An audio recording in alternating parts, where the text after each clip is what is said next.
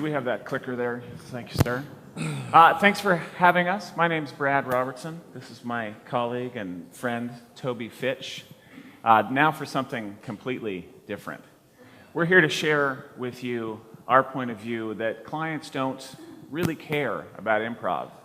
And we actually think this is a point that's been made at multiple times throughout the conference. Yesterday, Rich had that beautiful technological presentation about clients and what they really do care about. It's not that clients don't care about improv necessarily. Some of them actually like it. But they have needs and issues of their own that are deeply important to them. And we think it's our job first to understand those better. Because if you understand the needs of your audience, in this case your client, you'll be better served to meet those needs. Toby, maybe a few words about yourself. My colleague Gary was up here on your feet. We've been doing this for about 16 years, and Toby has been a great inspiration and help to us as we have, I think, upped our skill around this topic. So I've asked Toby to join this. Brad is most comfortable on stage with other stocky, bald men. And I am here to represent that and manifest it for you in this living, breathing space. Yes. Thank you, Gary. Breathe in stocky baldness and exhale something different. So, two things as we've talked to a number of you and thinking about what nuances to get at in this topic in 15 minutes with you. A couple of things. One, there's been, as Brad said, lots of great talk about how to engage with clients. Many of you are figuring out, how do I take what I'm crafting as a practice and go whatever the next step deeper with clients looks like, yes? Whatever that is.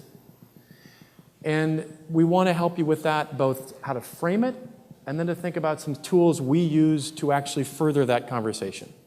So that's what we're thinking. Yeah, absolutely. Yesterday, my other colleague, Amy, came up and shared a story with us. And I thought we'd take this moment to reincorporate something that she shared with her story of riding Expedition Everest. And here it is. There she is. You'll notice we have our Disney friend up here. Those of you who remembered, Amy was frightened to ride this roller coaster. Our friend from Disney is just ecstatic. I feel very happy to be here. Amy, on the other hand, if you can see that, is absolutely horrified. And, you know, we were inspired, and Amy said, sure, I'll send you that picture. You can put it in there. We were inspired to just kind of bring that back from yesterday. But as we started thinking about this a little bit, we think this is kind of what sometimes can happen with your clients. You know, oftentimes we get called in, you have somebody who is a client of yours who took an improv class or saw you at a conference. They're really excited about it. And they are like this woman on the top, your top right there. Some people may be kind of agnostic about improv, but when they really get into it and you ask them to play Bunny Bunny, you might see a little bit of this. And again, we think if you can do a bit more work on the front end in terms of really understanding what your clients care about, you can avoid this example of Amy. So Amy, thank you for being a sport and letting us use this photograph, because this is not what you want to see happen in a workshop.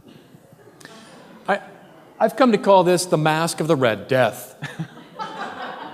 Amy Veltman, that version. So here then, one way to think about this, the client on the left loves improv. How many of you have clients who actually love improv and ask for it by name? Awesome. You could leave now if you wanted. The room. I mean, there's great conversations to be had outside. You could go do that. Because for those of us who have clients who ask for improv by name, it's wonderful and lovely, and we get to bring that art form to them, and they take it in, and wonderful. I'll ask you this question, though. How many of you have those same clients where other people in their organizations might not feel the same way or harbor the same verve and enthusiasm that they do? So stay in the room.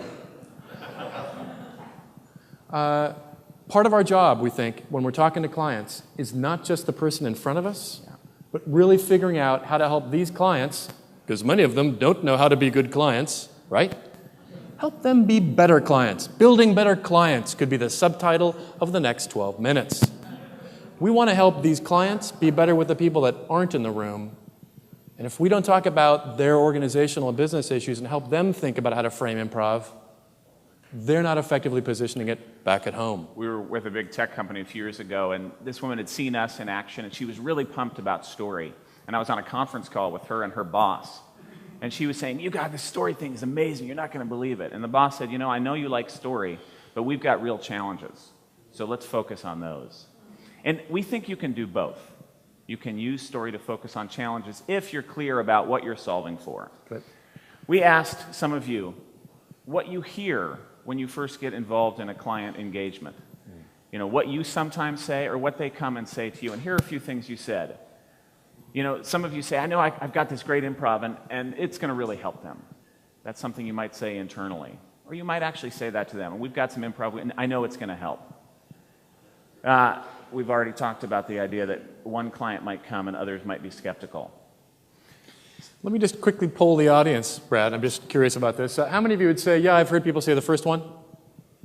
Got those clients? Great. Like number 2, that scenario, you've been in that dilemma or are now. 3, like, yeah, they say X, but the truth of the matter is, as far as I can tell, they kind of suck. As a person, perhaps. I don't know. More interactivity in our meetings.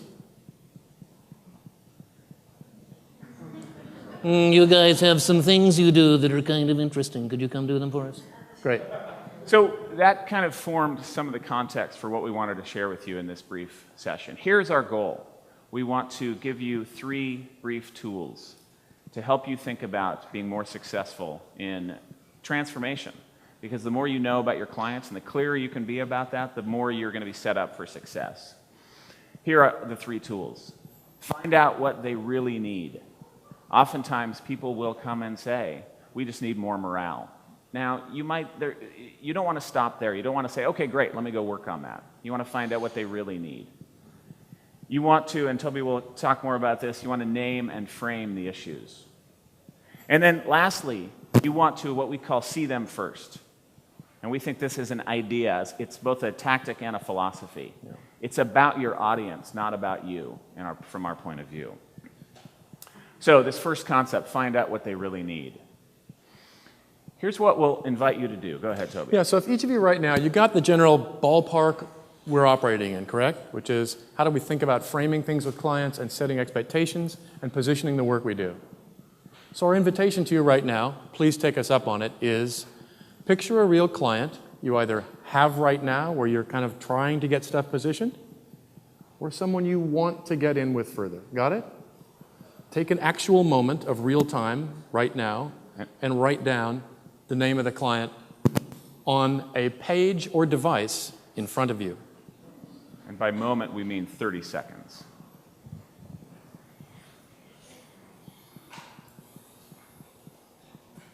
That's nice. The paper's very good. Paper works. It's fine.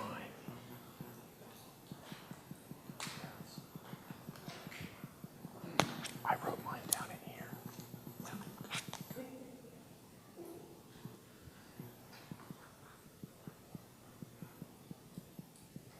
So here is our point of view on some questions, as Karen Dawson says, some kick-ass questions that you might use when you want to find out more about what your client really cares about and what they really need. These are pretty simple, and some of you probably use them. But here's the first one. It's simply this. Tell me more about your needs and issues around X. Sometimes it's tempting just to say, just tell me what's going on. We think it's really helpful to narrow that down and frame the issue. So tell me more about your needs and issues around audience engagement and presentations. Mm-hmm. Tell me more about your needs and issues around running more effective meetings. Tell me more about your needs and issues around communicating between WHQ and your off-site production plants. Yeah. And one comment about just our mindset as we show up to ask the questions. There's the tactics of the questions and there's how we show up, right? Looking at just the questions right now, how many of you see one question here that you might benefit from asking or asking again with one of those clients you just wrote down? Yes? A couple of examples. What are one of the questions that stand out you could benefit from using right now? How does the initiative link to the larger strategic goals? Okay, tie it for me to the larger strategic goals of the initiative. What else? What's another question? What's that? The example of the story of what gets in the way. Story of what gets in the way. Great. So those are some of the tactics. I just want to take one sidebar to say, what can get in the way for me? I know these questions often, and I put a self-limiting lens on, which is, I have never written software at Google. So when I'm asking them these questions, part of me feels like I'm showing up as a fake, and if we could just get the frick through to, could you agree to a contract and some dates, victory, problem solved, right? What I need to remind myself to do, and yes and in the moment, is if I get enough of the story, I might be able to imagine what they're talking about. And I want to hold as my own mantra, what's a day in the life like for these guys? Because the challenges they're facing have probably freaking very little to do with the code they write.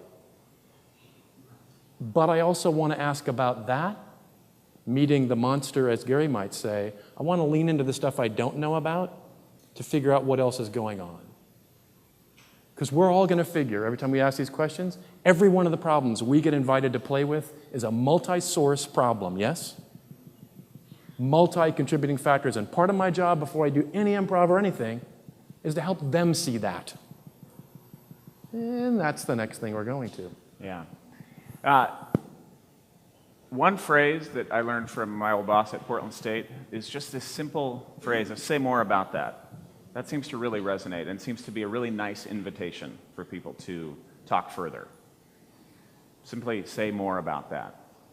I do think, as we think about these questions, the more that you can tie your particular event or training program to the initiatives that are larger within the organization, the more successful you'll be in that arena, and I think also the more value you will be to the organization and the more money you can charge. So being cognizant of the bigger picture is really an advantage. Yeah, one last thing. So we're listening for the problem, we're listening for multiple contributing factors, we're asking things like what else might be happening, right? And as Brad said, I am, honest to God, listening for a way to structure my connection to the money. Just because I'm a pragmatist and I want to make him a better client, and most internal managers and directors and even VPs don't even know how to access their own budgets. And if I can say, what are the big initiatives in HR right now? And they say, oh, there's this whole thing around employee engagement. Oh, well, let's partly frame what we're doing around employee engagement. Is that part of the issue? Yes. Oh, okay. Right? So listen for the themes and the framing and the positioning. It is authentic, and it's about using their language and their frame to tie it to bigger initiatives. Not just for the money, but so it gets the kind of leadership attention it's going to need to do something besides a one-day workshop or a series of things. So that's part of getting a better picture, asking more, and getting more clarity. Name and frame. Toby, we'll take a couple minutes with this, and then we're going to move right into it. Well, some of it we just said. I mean, some of that framing is how do we tie it back to bigger initiatives? But I would say three things. We often get stuck on only wanting to go with what we heard, and if you've been in some of the breakouts about listening to your own gut, right?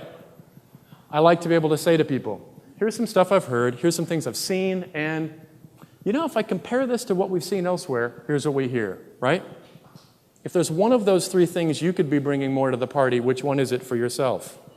Telling them more what you heard, letting them know what you also notice, because you are an instrument of change, or bringing to the party what you know from elsewhere. Just make a note for yourself. I could do more of one of these three things.